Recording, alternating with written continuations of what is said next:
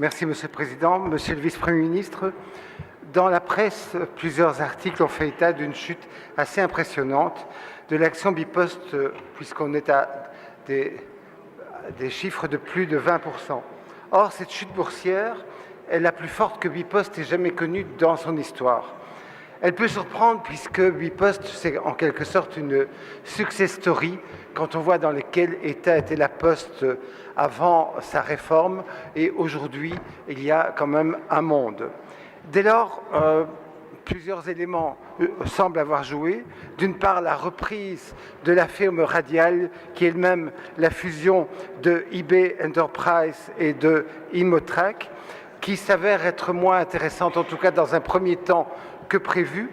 Deuxièmement, il semble aussi que l'opérateur ait annoncé, et je pense que c'est de la clarté, que son résultat brut sera dans l'avenir moins important annuellement que ce qu'il a été dans les toutes dernières années. Et je pense que c'est honnête de l'avoir annoncé. Ensuite, et forcément, le dividende proposé aux actionnaires a été moins important que ce qu'eux espéraient, ce qui a suscité sans doute certaines inquiétudes dans leur chef. Et bien entendu, il s'avère que même si Bipost a déjà fait un gros effort de restructuration, comme disait toujours l'ancien patron, on fait de moins en moins de lettres d'amour et donc il faut qu'on compense d'une autre manière.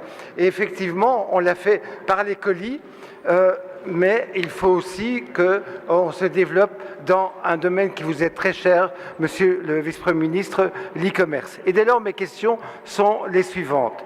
Pourriez-vous me dire comment Bipost compte muer de l'ancien au nouveau monde, au monde de l'e-commerce? Selon son patron, cette mue ne se fera pas sans mal, et particulièrement dans le cadre de la reprise de Radial. Pouvez-vous nous dire dans un second temps comment, dans ce contexte, l'entreprise Bipost analyse la baisse du volume du courrier postal et comment entend-elle y remédier? Est-ce que d'autres reprises telles que Radial seraient par exemple possibles pour l'avenir? Je vous remercie, Monsieur le Vice-Premier ministre. Merci, Monsieur Flao. La parole est au ministre. Non, pas trop. Monsieur Flao, merci pour votre question. En effet, le cours boursier de Bipost a baissé cette semaine. Non parce que les résultats de 2017 seraient décevants. En fait, les résultats de 2017 sont assez bons, mais parce que les attentes par rapport à 2018 étaient dans le marché supérieures par rapport aux données que Bipost a données cette année. En fait, le facteur principal est la baisse de volume du courrier classique. Ceci est la conséquence de la révolution numérique qui ait lieu en Belgique, mais partout dans le monde. Jusque maintenant, la baisse du courrier classique en Belgique était de 85% par an. Le dernier trimestre de 2017, en fait, on a vu une accélération de la baisse du volume classique. Alors, je n'ai pas de données spécifiques par rapport aux lettres d'amour. Je veux peut-être demander à un collègue de faire une enquête, une étude par rapport à cela. Mais l'année passée, on a vu que la baisse était plus prononcée. On attend qu'il pourrait y avoir une baisse jusque 7% pour l'ensemble de l'année 2018. Bipost a fait un choix stratégique de se réorienter sur un marché des colis et de l'e-commerce, un domaine dans lequel d'ailleurs l'année passée il y a eu une croissance de 28%, ce qui est plutôt une bonne chose. Dans ce domaine, ce qui est important, c'est d'avoir du savoir-faire et de l'échelle.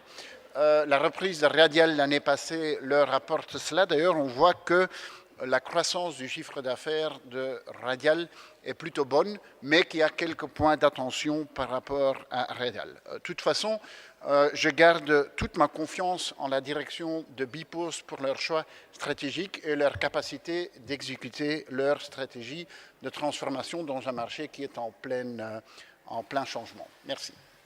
Merci, Monsieur le ministre. Monsieur Flao. Merci, Monsieur le Vice-Premier ministre. Votre réponse me satisfait. Je sais à quel point vous êtes particulièrement motivé par le développement de l'e-commerce pour que la Belgique ne reste pas en deçà de ses voisins à ce point de vue-là. Et c'est clair aussi que parfois, les actionnaires ont tendance à vouloir les fruits très rapides des investissements qui sont faits, alors que parfois, évidemment, il faut laisser un peu mûrir les choses avant qu'elles ne rapportent véritablement. Mais je pense, tout comme vous, que Bipost est engagé sur la bonne voie. Merci beaucoup. Merci, Monsieur Flao. L'incident est clos.